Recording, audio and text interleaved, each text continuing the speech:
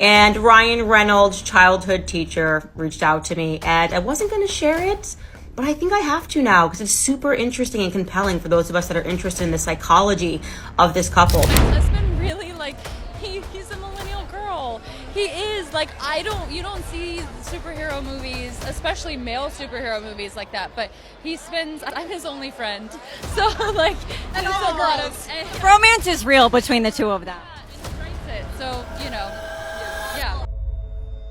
Ryan Reynolds, the undisputed king of sarcasm, has finally met his match. And no, it's not Hugh Jackman. This time, it's his own wife, Blake Lively. The same Blake who manages to juggle a Hollywood career, multiple kids, and a lifestyle empire, all while making Ryan look like a clueless dad in their ongoing Instagram roast war. But this time, she might have gone a little too far. Okay, so it literally took me 9 hours to get through and understand the entire Justin Baldoni lawsuit. I would be lying to you guys if I didn't say reading this and going through it with a fine-tooth comb and really making a meaningful effort to just look at the facts alone didn't completely change my entire perspective on the situation. So I'm gonna do my best to go through the most important points that I found because I think I discovered some things that I have not seen anybody else talk about. Candace Owens posted to her stories saying she spoke to a source that claims Ryan Reynolds is the problem. She said the tip came from someone who allegedly worked on the set and said lately everyone is bashing Blake Lively, but apparently the true villain of the saga is Ryan. The drama between Blake Lively and Justin Baldoni has now escalated into a full-blown legal battle, with both stars suing each other over a tangled web of claims that revolve around their collaboration on the 2024 film It Ends With Us. Lively, known for her roles in Gossip Girl and A Simple Favor, claims that Baldoni, the film's director, tried to destroy her career through a smear campaign after she brought forth allegations of sexual harassment and a hostile work environment against him. On the flip side, Baldoni says Lively went too far by exerting control over the production, threatening to withhold promotion unless her demands were met. He also argues that she falsely portrayed their professional relationship to the public, tarnishing his reputation. And while Lively is suing Baldoni for sexual harassment, retaliation, and false slight invasion of privacy, among other claims, Baldoni is countering with a defamation and civil extortion lawsuit, claiming that Lively not only made false allegations against him, but weaponized them to force him into complying with her demands. Apparently, the internet has decided that she is the reason Ryan is cancelled, because in the great tradition of social media outrage, guilt by association is always a thing. Did Ryan actually do something wrong? Nope, but when has that ever stopped people from declaring a celebrity problematic? Your wife posted something on Instagram and she wrote this. Last week I left my kids for the first time ever. Yeah. Look, she looks very happy. Yeah, she did. So were you with the 4 kids? I was with the 4 kids. How was that? Single dad. I'm a Reba McEntire song. Single dad, doing it, just doing it for them, right? Took them all to the park, told them mommy left when they were young. Surprisingly, you get a lot of action that way.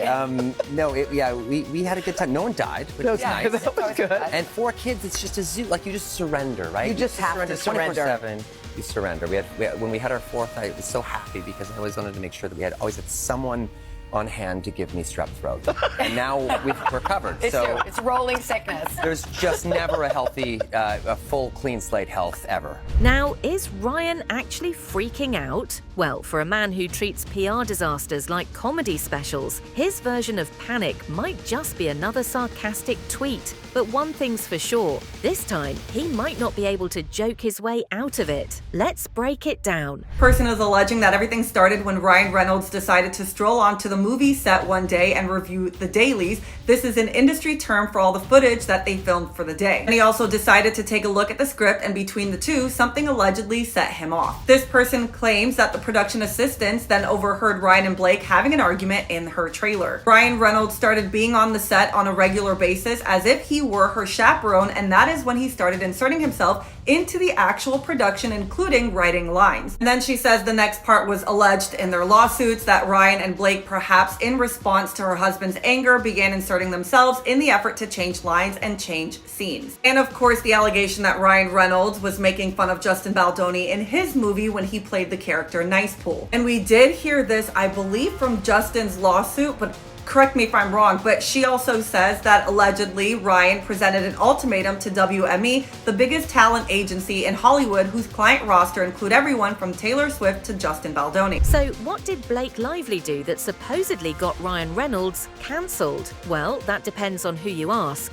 According to some, she made an offhand comment that didn't sit well with the internet. Others say it was an old social media post, one of those harmless things that nobody cared about at the time, but years later is suddenly the worst thing ever. And of course, there's the classic possibility. She simply existed in the wrong place at the wrong time, and the outrage factory needed a new target. Either way, social media did what social media does best, overreact. And because Ryan is married to Blake, he's automatically guilty by association. That's just how online outrage works. One half of a celebrity couple sneezes, and the other half is also responsible. Is that Blake Lively is accusing Justin Baldoni of sexual harassment, followed by an attempted PR takedown of her to cover his own ass from people finding out what he did to her.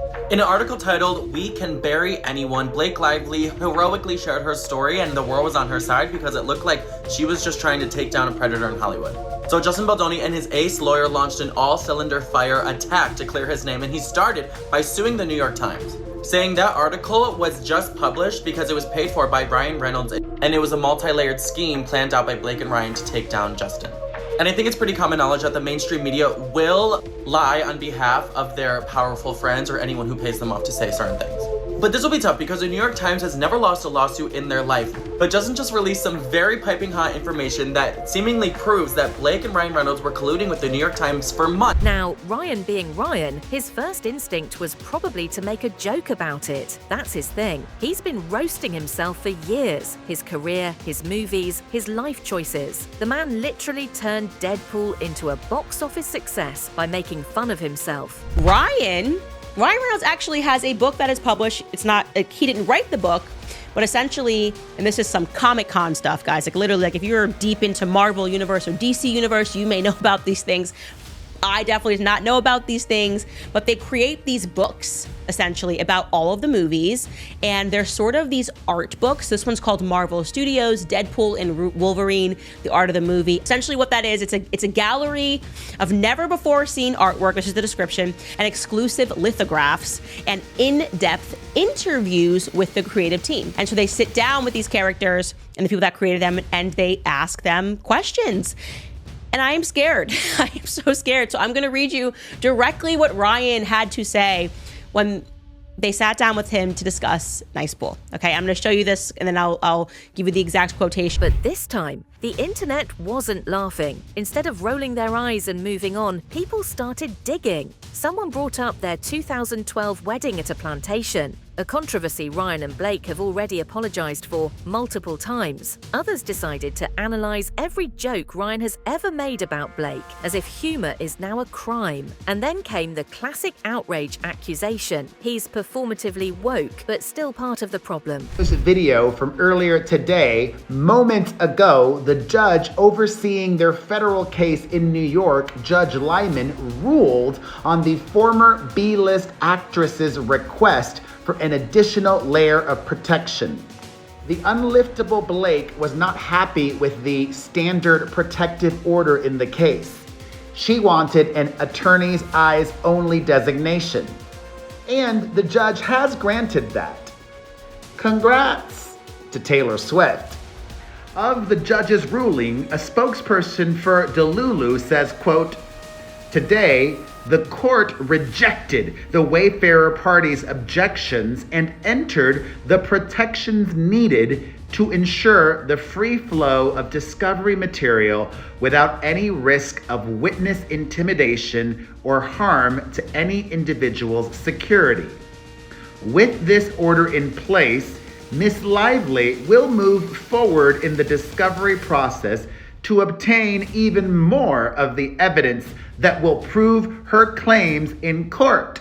And just like that, number Ryan Reynolds' over party was trending, because of course it was. But here's where it gets really interesting. Usually when Ryan and Blake get dragged into internet drama, they both lean into it. They make fun of themselves, they troll each other, and it all turns into a meme. That's what people expect from them. Not this time. Blake, radio silent. No playful Instagram post, no sarcastic caption, not even a passive-aggressive meme, just nothing, which naturally made everything worse. Because now people had two theories. 1, Blake was actually in trouble and Ryan was taking the fall for it. 2, Blake was letting Ryan take all the heat while she quietly enjoyed her coffee and waited for the storm to pass. About him being apart from Blake Lively, so much so that when they first communicated with one another, okay, so this is the first time that Ryan Reynolds and Justin Baldoni are speaking to one another, and they're exchanging text messages, and Justin Baldoni does this thing where he's just like so nice. And was like, he literally, to sum it up, because I'm not going to read Justin's entire text, he basically is like, I was nervous to even text you. I'm such a fan of you. Like, you're so great. You're amazing. Your wife's amazing. And then says this like really almost first day of middle school kind of thing. This is exactly what I want, a puppy to kick in the mouth. And you'll do what I say. So I'm going to show you these exchanges. This is Ryan Reynolds, Justin Baldoni. If you guys have not read through them, I recommend that you go on to the site to read it. He even extends like saying how wonderful Blake was because, you know, she was very nice to his wife, says that Blake sent the sweetest message to his wife. I mean, he's being so respectful, falling over himself to be respectful and to say like, hey, can we still be friends? And Ryan Reynolds then sends this text message. And he basically says, like, sorry for the delay. I've been writing. The girls are sick again, whatever. It tells him essentially that he hit the jackpot with Blake Lively. She literally passes on every film and every filmmaker all the time. But the one thing I know, and I speak from a deep wellspring of experience here, having her in your court. Either way, Ryan was stuck. If he defended Blake, people would accuse him of mansplaining and excusing problematic behavior. If he stayed silent, they'd say he was being a coward. And if he joked about it, well, he already tried that, and Twitter practically set itself on fire. So what does Ryan do? Exactly what he always does. He distracts the internet. Maybe he announced a new movie. Maybe he posted a ridiculous ad for aviation gin. Maybe he dropped some conveniently timed Deadpool-related news. Whatever it was, it worked. Just throwing down some alpha male, and by alpha male, I mean extremely beta male. I have rich and powerful friends at the top. That's not a confirmation, but I'm looking at the length of the strip and it's given Taylor Swift. Taylor Swift would say the same. My wife is wonderful, okay? Anyways, jumping back into these messages, he then moves immediately to ask Justin Baldoni to change their production dates because he's never been apart from Blake Lively so long. He basically says he tried to do it on his end. I'm paraphrasing here. You can go read it on the website. You know, I was frantically trying to address this. I was frantically trying to change this, shorten the shoot, but I can't because, you know, Deadpool and Wolverine is set in stone. They already booked the studio. And he ends it with this, which is funny that we're talking about like a sexual lawsuit and what's appropriate. He ends it by saying, all this to say, I'd have your line producer's face tattooed to my perineum. Okay, so that is the skin between Ryan's parts. I don't even know how to appropriately state that other than perineum. Okay, he pull that back up again. I would have your line producer's face tattooed to my perineum if he, she, or they can figure out how to start 2 weeks earlier. Completely understand how big of an ask that is. But the perineum is one of the most nervy parts of the human body to expose to trauma. Because let's be honest, was Ryan Reynolds ever actually cancelled? Of course not. Because here's the thing about Ryan, he's too likable to be cancelled. People wanted to be mad at him, but deep down, they also didn't want to lose their favourite funny guy. The internet tried to get rid of him, but then they remembered, oh wait, who's going to give us sarcastic commentary on superhero movies if he's gone? So, while Twitter was busy cancelling him, the rest of the internet was making memes about how Ryan Reynolds is too charming to be cancelled. And just like that, the outrage cycle moved on. Okay, so I've never been more scared in my entire life that my account could actually get deleted. So if you're watching this right now and my account mysteriously disappears, I need you guys to know it was Ryan Reynolds. I know their team is watching this video right now, and if you guys do something as idiotic and drastic as taking down my account, number one, everybody will know it was you. Number 2, I will go scorched earth right to YouTube. And number 3, that would be a very bad decision because if information does come out that is favorable to Blake Lively, I will be the first one to cover it honestly and fairly. Yesterday, it was Ryan Reynolds is cancelled. Today, people are arguing about whatever the next celebrity drama is. The internet has the attention span of a goldfish, and Ryan knows it. So, did Blake really get Ryan cancelled? Not even close. He got a temporary slap on the wrist from Twitter, but let's be honest, he'll joke about this in his next interview, and people will eat it up. That's the thing about being Ryan Reynolds. You can get cancelled today and be Hollywood's golden boy again tomorrow. Because at the end of the day, people don't actually want to see him go. They just want a little drama, a little chaos, and maybe, just maybe, a sarcastic comment from the man himself.